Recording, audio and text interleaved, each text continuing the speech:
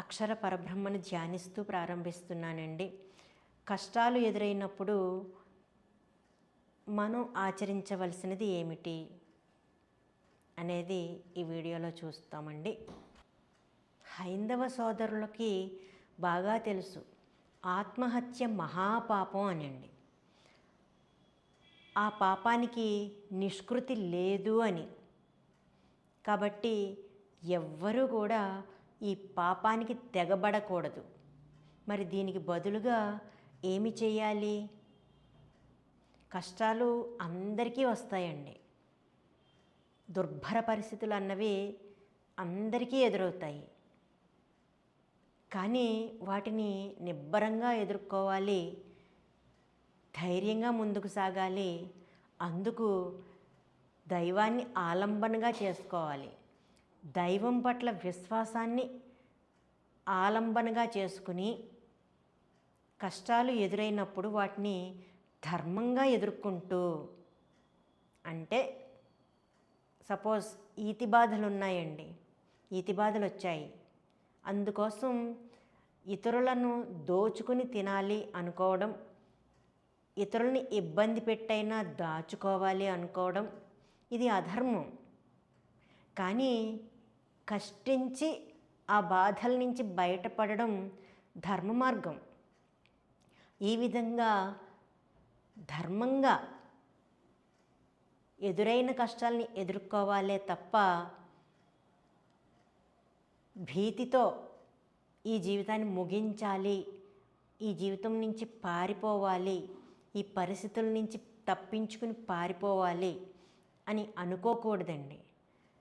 అది పిరికివాళ్ల లక్షణం, ఇంకా అజ్ఞానుల లక్షణం. ఎందుకని అంటే ఈ జీవితం ఒక గొప్ప ప్రయోజనార్థం ఇవ్వబడిందండి. ఆ ప్రయోజనాన్ని సాధించడం అనే సాధనలో మనం దైవాన్ని, దైవ ధర్మాన్ని ఆధారం చేసుకుని వాటి పట్ల విశ్వాసంతో వీటిని ఎదుర్కోవాలే తప్ప పరిస్థితులను వాటికి భయపడి ఆత్మహత్యా సదృశమైన ఆలోచనలను చేయకూడదు, అధర్మ మార్గంలో వెళ్ళకూడదు. ఒకవేళ ఎవరైనా ఆత్మహత్య ఆలోచనలు చేస్తున్న హైందవ సోదరులు ఉంటే వారి కోసం నేను ఇప్పుడు ఈ వీడియోని చేయదలుచుకున్నానండి. ముందుగా మనం భగవద్గీత 10వ అధ్యాయం 4, 5 శ్లోకాలు చూద్దామండి. బుద్ధిజ్ఞానమ సమ్మోహః క్షమా సత్యం దమఃశమః సుఖం దుఃఖం భవో అభావో భయం చాభయమేవ చ అహింసా సమతా తుష్టిస్తపో దానం యశో అయశః భవంతి భావా భూతానాం మత్త ఏవ పృథగ్విధాః.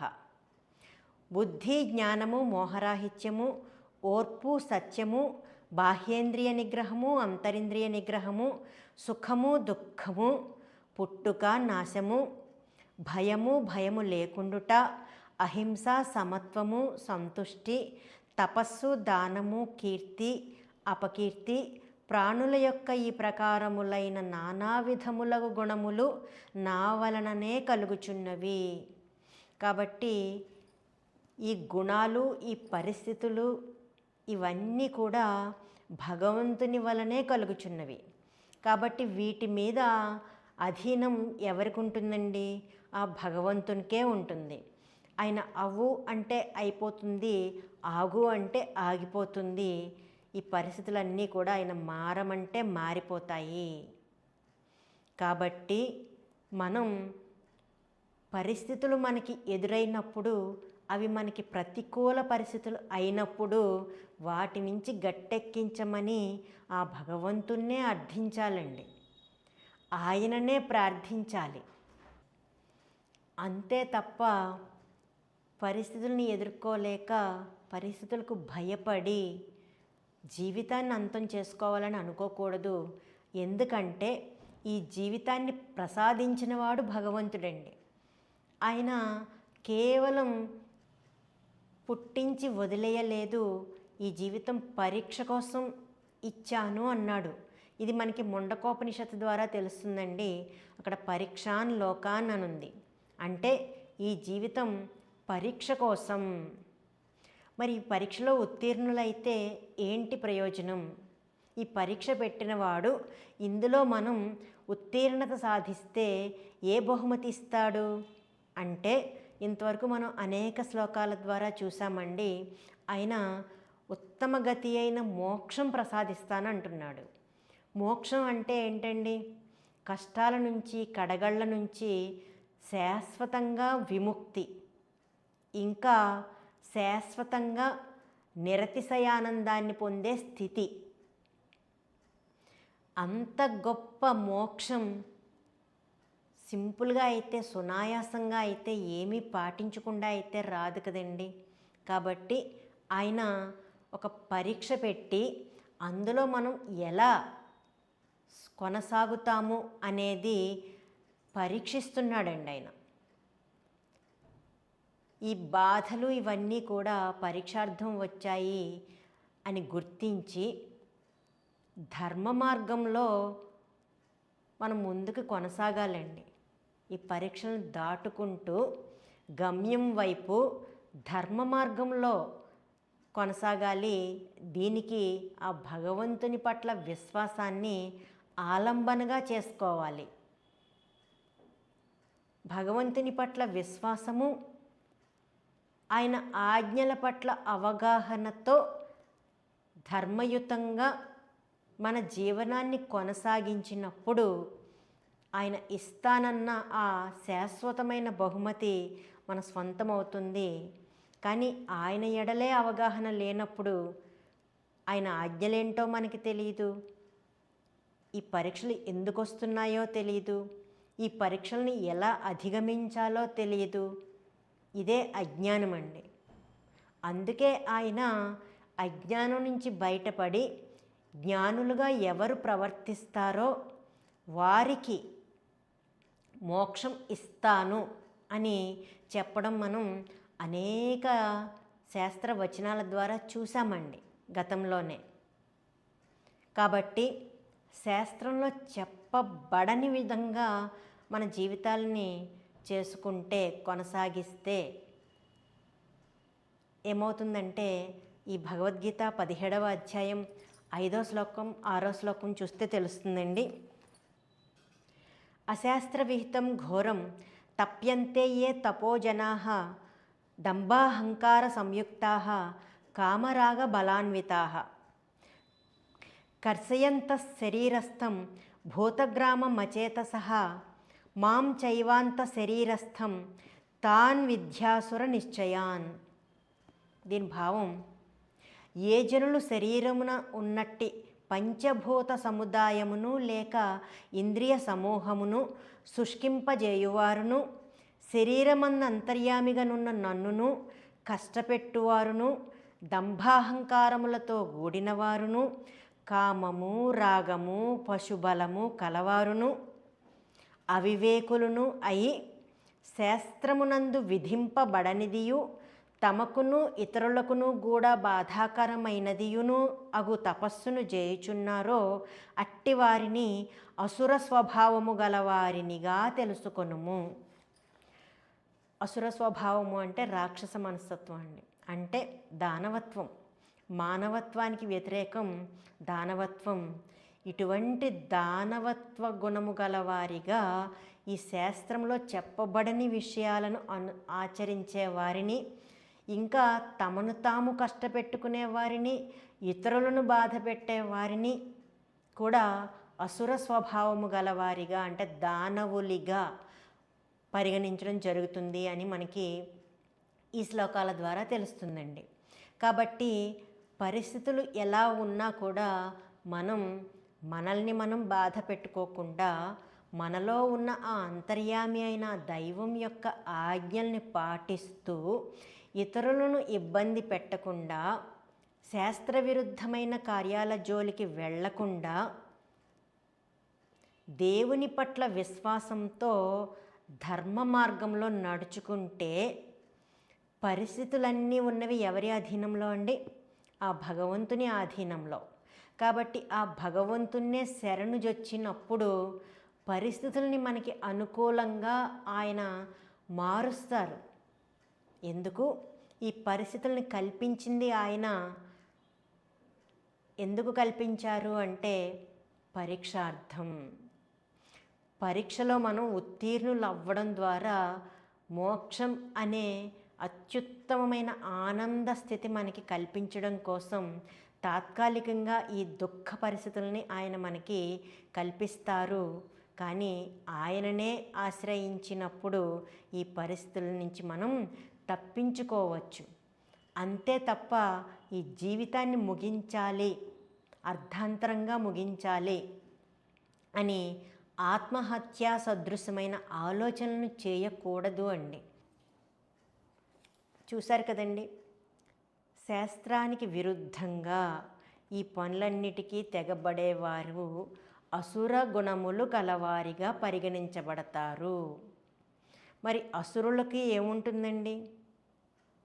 శిక్షే ఉంటుంది, కష్టమే ఉంటుంది, నష్టమే ఉంటుంది, క్లేశమే ఉంటుంది. కాబట్టి ఇటువంటి పనులు అంటే శాస్త్రములో చెప్పబడని పనులు, శాస్త్రము చేయవద్దు అన్న పనులు చేయకూడదు. చేస్తే ఏమవుతుంది అంటే భగవంతుడు ఈ జీవితాన్ని ఎందుకు ప్రసాదించాడో మనం చూసాం కదండి. పరీక్ష కోసం ప్రసాదించాడు. మరి పరీక్షలో ఉత్తీర్ణులైతే ఏంటి బహుమతి, ఏమిటి ప్రయోజనం అంటే శాశ్వతమైన మోక్షం. మోక్షం అంటే ఏంటండి?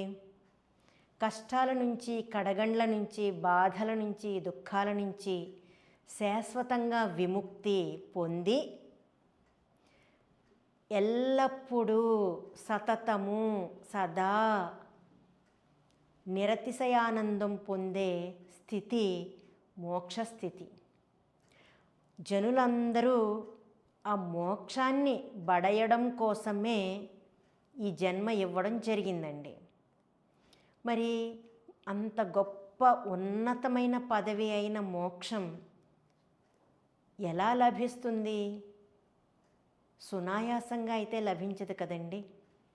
మరి దానికి మార్గం ఏంటి అంటే సునాయాసంగా పొందాలి అంటే ఎవరైతే ఈ బహుమతిని సిద్ధం చేసి ఉంచి ఆ బహుమతిని మనం పొందడం కోసం ఈ జీవితాన్ని ప్రసాదించాడో ఆయన చెప్పినట్లుగా నడుచుకుంటే ఆయన ఇస్తానన్న మోక్షానికి మనం చేరుకోవచ్చండి.